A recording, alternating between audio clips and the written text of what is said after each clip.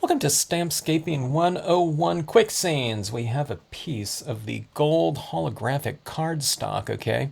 It's a holographic cardstock. It's not a holographic printable vinyl or something like that. It's a pretty sealed off, coated cardstock, okay?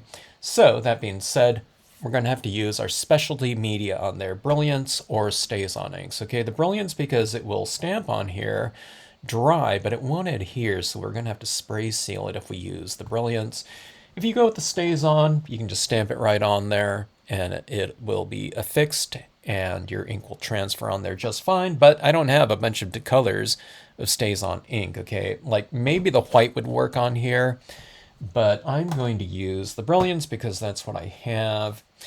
And I can manipulate it a little bit more, but when I spray seal this, it'll have more of a frosted look. Now that I'm okay with though, because this is a really, really super busy, bright, energetic holographic background, okay? Which I like it like that, but I'm good if I spray seal it and it becomes a little bit more frosted and mellow and I don't know, sometimes I think it's a little bit more conducive to scene stamping that way. Okay, we're going to stamp some white imagery on there. This is a gold cardstock, and you can see when I have that glary like that, reflecting a lot of light, it's very light because you can see the light in there. But most of the times we're looking at this not under that type of situation, so it's going to be more akin to looking at the card like this under normal lighting situations, okay? So, that being said, there's a lot of darkness on here, okay? And that is something that the white pigment ink should stand out against much better than stamping something in black. But like I said, you can go with black. But on this one, for this purpose, we're coming close to the holidays. I think reverse impressions, meaning white on darker. Okay, so I'm going to allow this ink to transfer a little bit. It's not going to be completely dry and 100% transferred, but I just need enough of this ink to apply and to start to set up a little bit, and that's when it grabs the cardstock a little bit. It doesn't necessarily grab enough to adhere to it, but it grabs it enough to get a pretty full transfer. That's a pretty good looking impression down there. So like I said, just spray seal afterwards and you're going to be good. I spray seal it with any type of acrylic spray. You can use a spray fixative. Spray fixatives are a little bit more flat looking, so maybe a Krylon Crystal Clear or Krylon UV coated, resist or something like that. Probably would be my choice. Some people have asked about hairsprays. You can use it. Hairsprays do seal and they're fairly clear. The art sprays are something that I'd recommend more long term though. And, one can will take care of, 100 of these scenes. So it's just like the price of a couple different stamp pads that can be utilized on every one of, hundreds of different cards. You would use it more than you probably do with most of your ink pads or, markers. It can benefit like every not just scenes but any type of project you do by spray sealing it.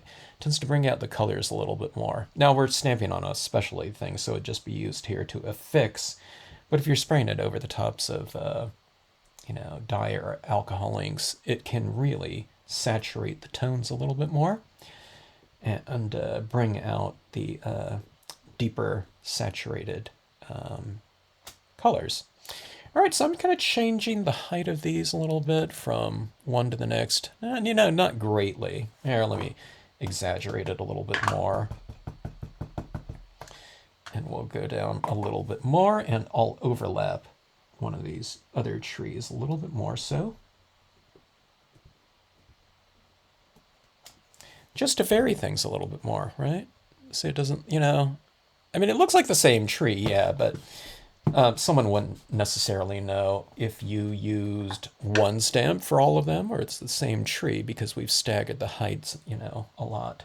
Okay, now just for a change in textural contrast here, I'm going to go with the Leafless Limbs Large here. It's one of my favorite stamps to use in any forested situation because it adds that really great contrast against, you know, the more living, you know, representation of a pine tree. And you see these out in nature, of course. And I go a little bit higher because the higher one probably would have gotten zapped by lightning, and, you know, it's just older and more aged too, so. Okay, same thing. Let's let this ink you know, transfer over there and start to set up a little bit. One of the things that's really good about these inks too is if you spray seal it, the Brilliance inks are water-based, so it's not going to, the solvent in the binder in acrylic sprays isn't going to put water-based media back into solution. So that being said, if you're spraying, you know, like oil-based media or solvent-based media and it's still a little bit damp, be a little bit careful when you spray seal so that you're not putting all of your images back into solution and making them run or be a little bit blurry. Okay, getting that ink off of there. And let me show you what we have right here. Okay. It's like light pillars or something like that. Isn't that a really fun type of color scheme going on back there? All right, to make this look a little bit more wintry, well, I tell you what, hold on. Let's stamp our word stamp first. I'm going with the word stamp Peace. P-E-A-C-E, not P-I-E-C-E. And we'll go upper left corner. You need to be a little bit careful about placement of word stamps. It's easy to slide when you're stamping these smaller images on this sealed off type of paper, coated paper. All right, you see that right there? Peace, look at that, against that background. Now I think that looks great, but to really go for a nice textural contrast, again, you know, speaking of textures and contrasts, I'm going to go for some stars in the background. We have the Dr. Martens, Bleed Proof White, and I've mixed this up. So you know, you have to add a little bit of water to it every time you use it, unless you're using it all the time. And then stir it up a little bit. You don't have to have the whole bottle in solution, okay? You just put a little bit at the top, and then I'm just using a little bit. It's like this portion on my toothbrush, and then I've, you know, squeezed out a lot of it too, so there's not a lot in the brush. Again, it's just a little splatter painting. And I'm going to go for a kind of a Milky Way splatter painting here, so I'm going to do it at a little bit of an angle like this. Let me see if I can show you a little bit more like that. And you just release a few little bristles at a time.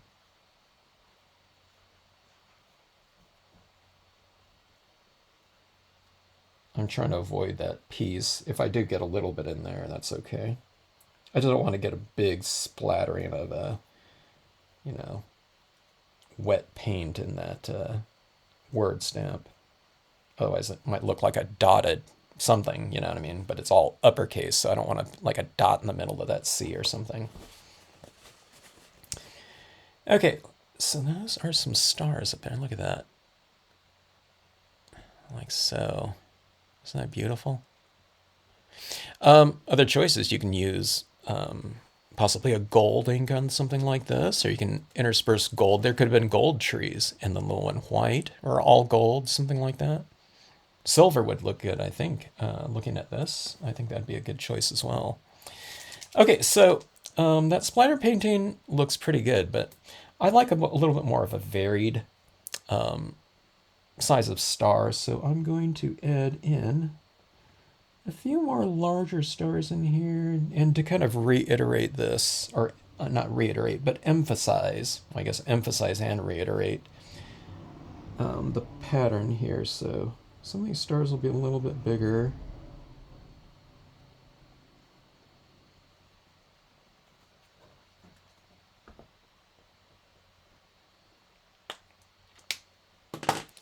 And we have this right here.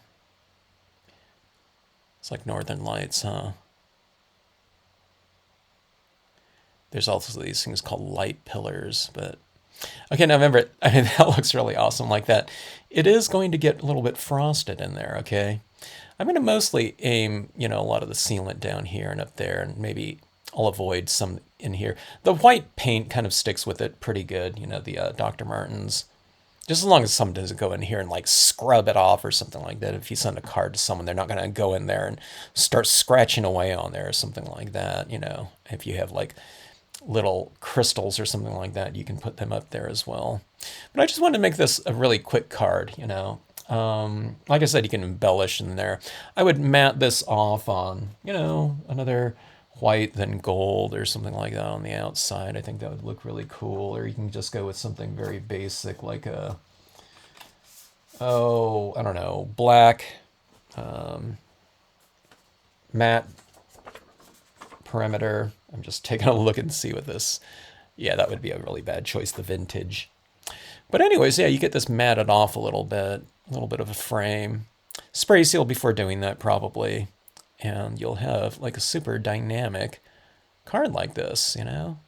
We've added in a lot of variation, you know, foreground and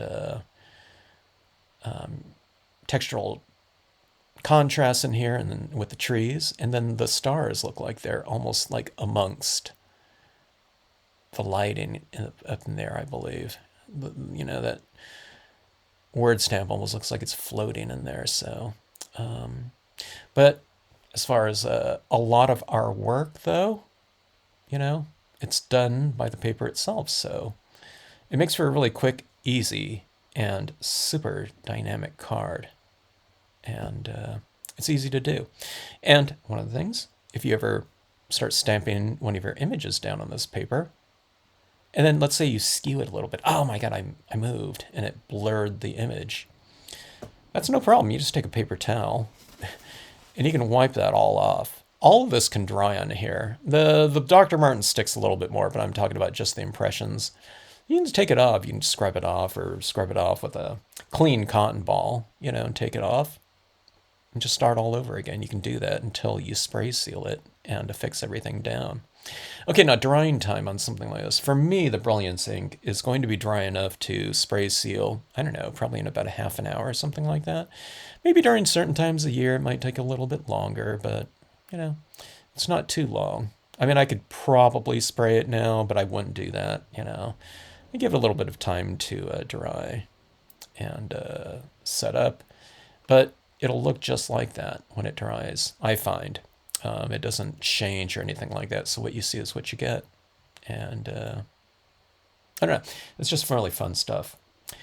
Thanks so much for watching. Hope you enjoyed it. Hope you click the like button, and hope to see you on the next video.